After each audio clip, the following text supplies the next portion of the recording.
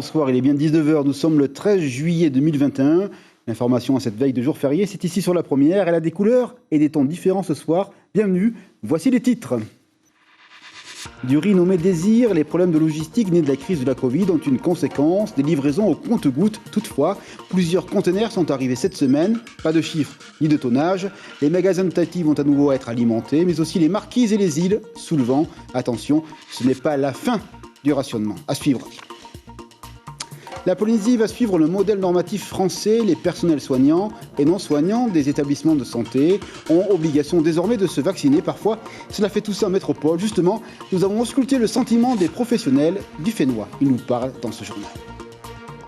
Ils veulent dire leur colère et leur amertume devant le fait nucléaire en Polynésie. Ce samedi, le Tavini, l'église protestante et des collectifs battront le pavé de la revendication.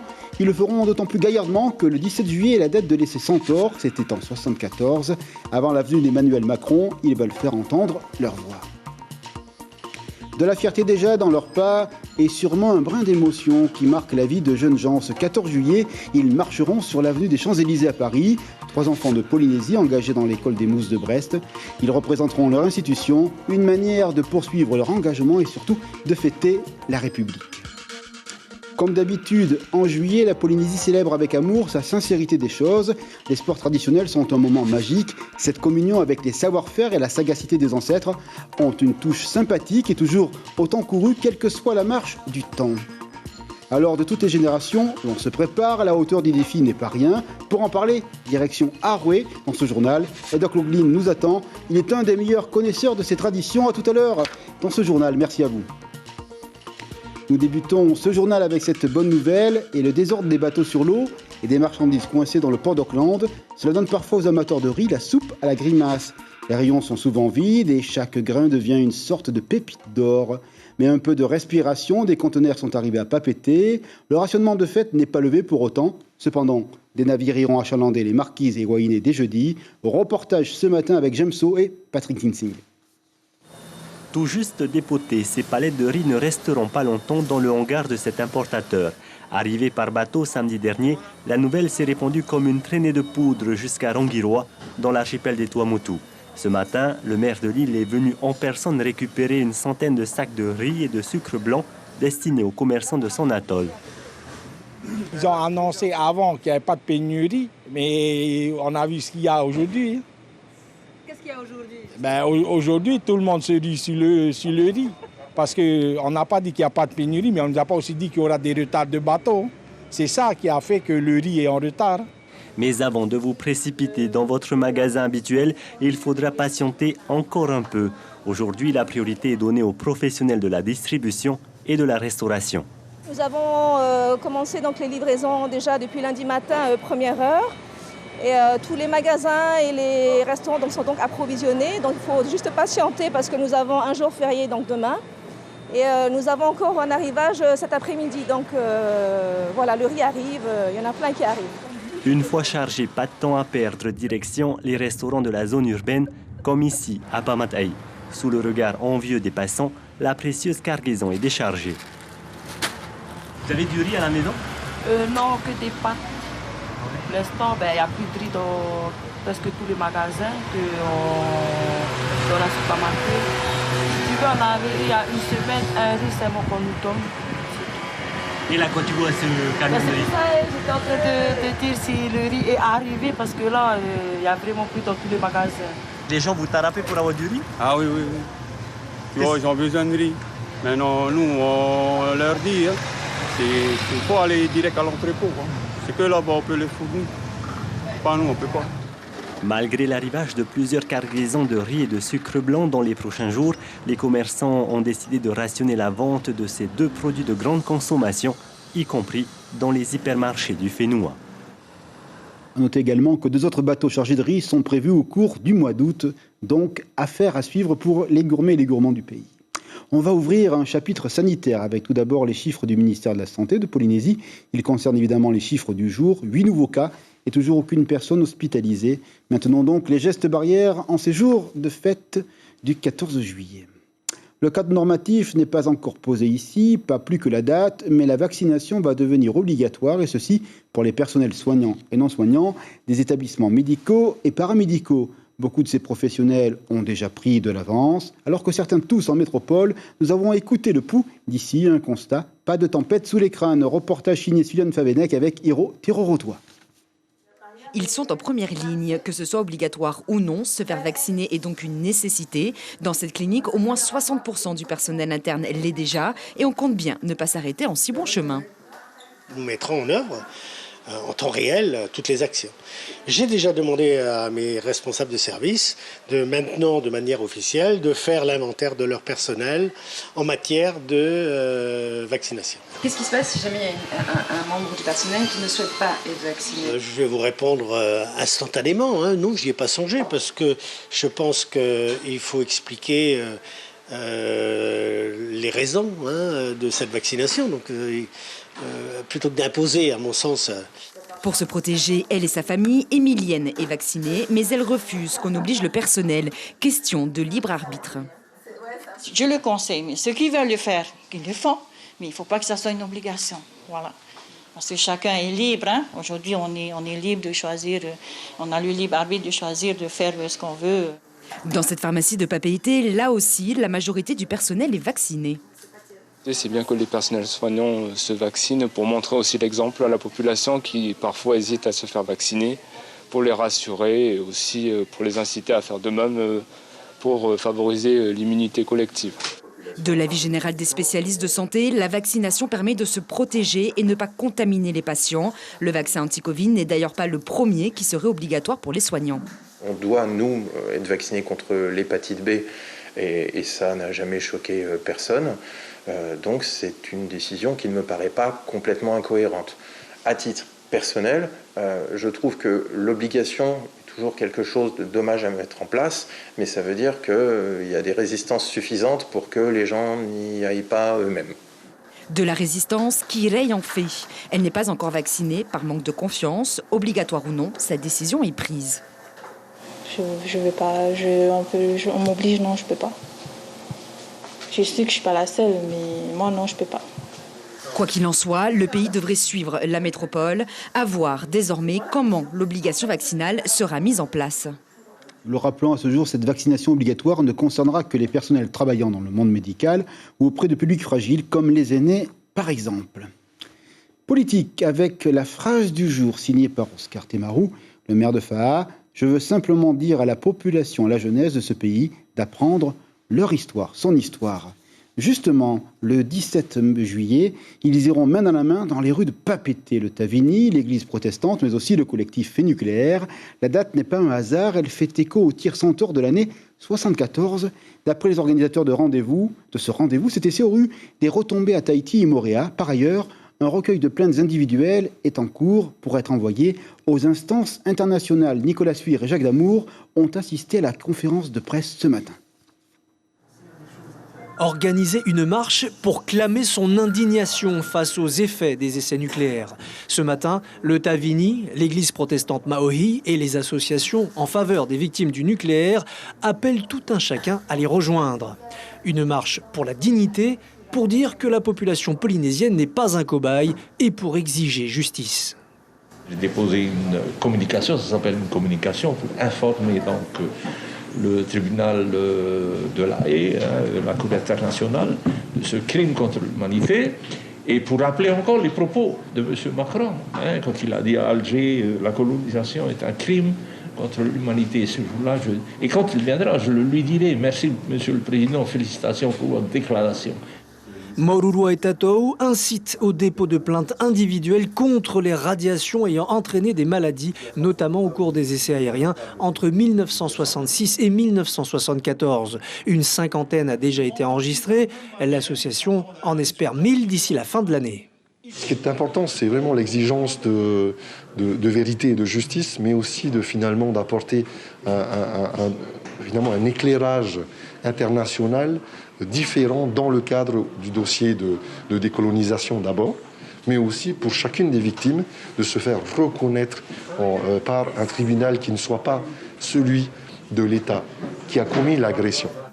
L'association 193 lance un appel à la mobilisation générale car les 5 tirs atmosphériques ont causé de graves maladies parmi toute la population et c'est sans compter les 188 autres. Lors de l'apparition du livre toxique, tout le monde a bien vu que ce n'est pas simplement les anciens travailleurs de Mururoa, mais c'est toute la population à cette occasion-là qui a été contaminée. Et donc, il est temps que la population se lève.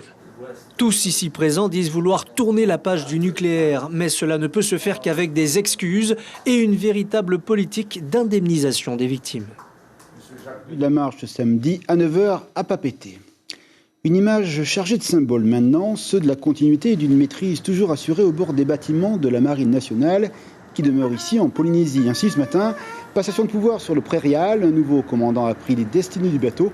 Il s'agit du capitaine de frégate Alban Doucet. Il a été accueilli par l'amiral et tous ses hommes. Polynésie la première lui souhaite la bienvenue au Fénois.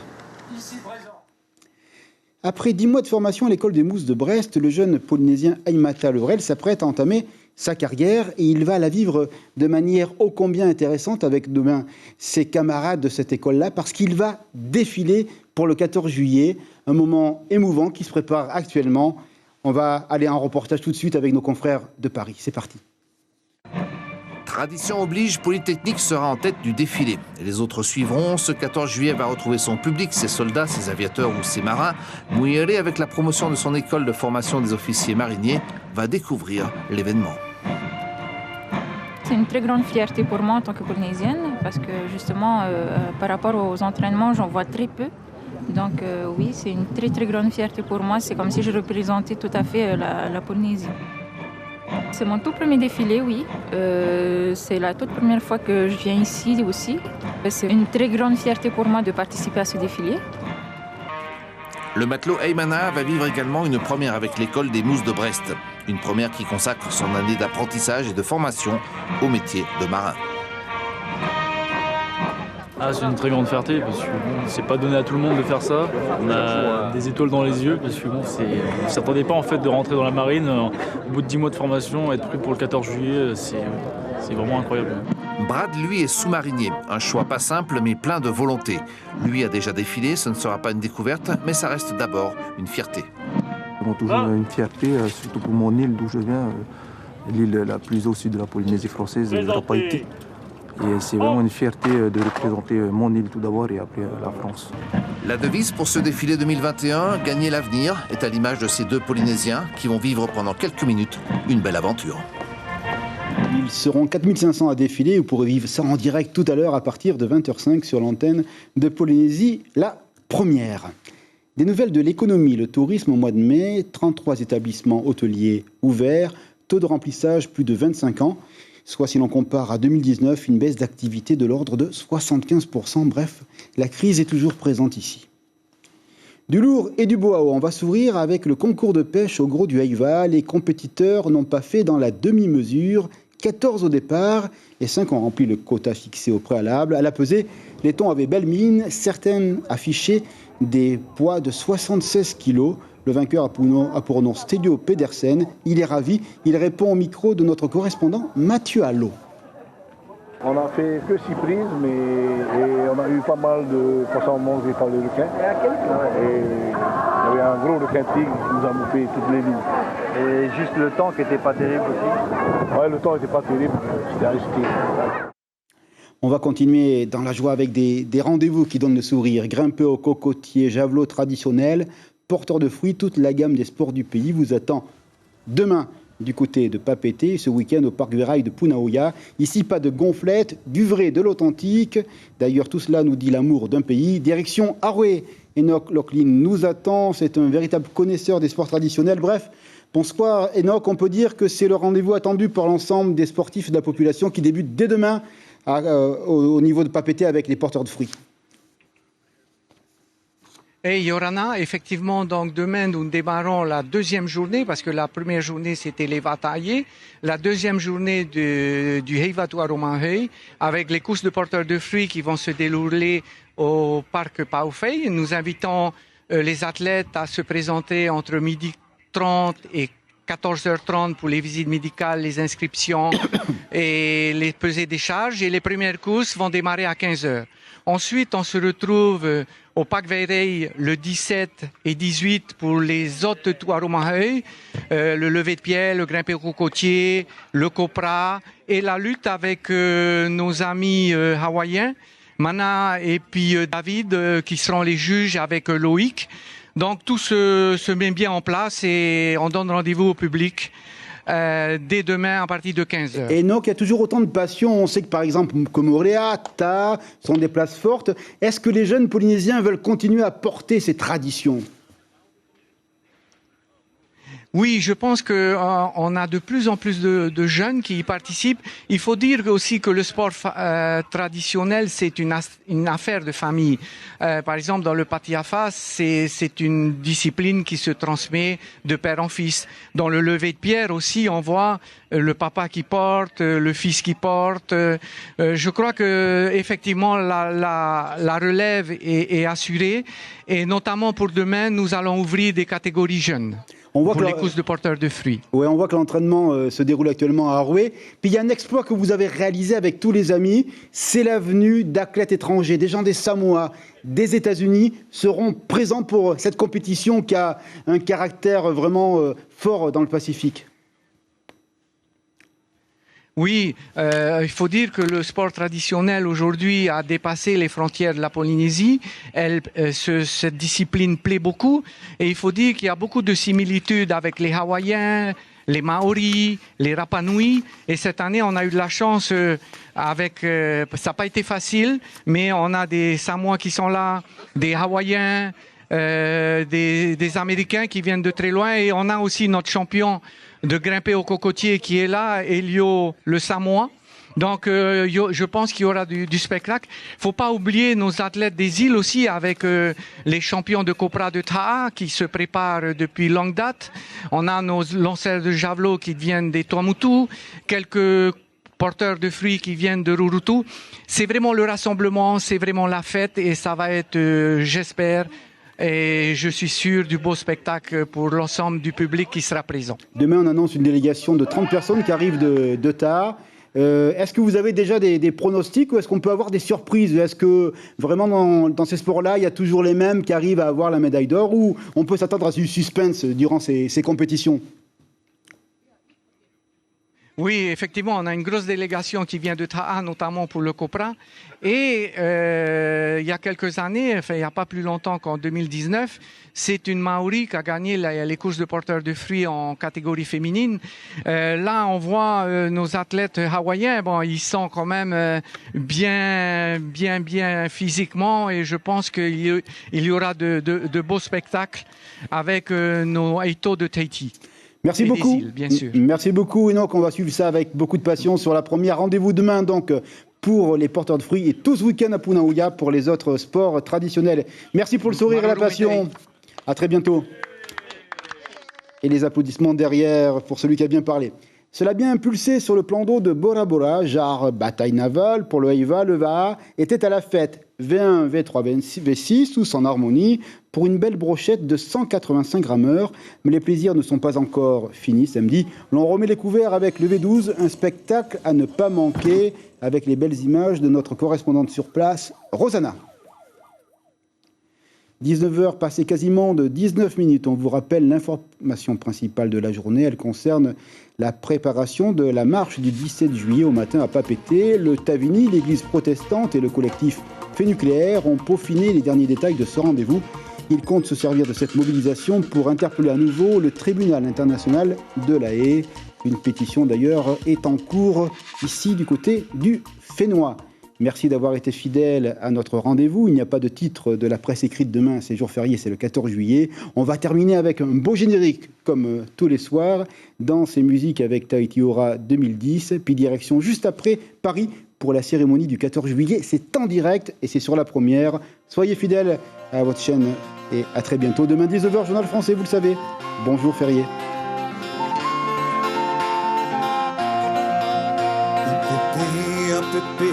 Te tahua va'a I tana mau I e va'a Anarahi whanarapu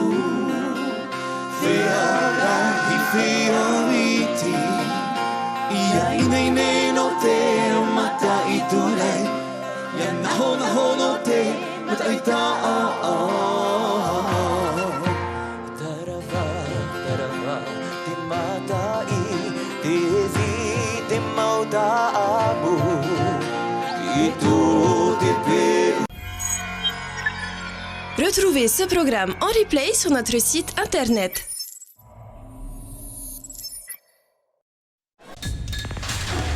L'information en continu sur Polynésie la première, internet et réseaux sociaux.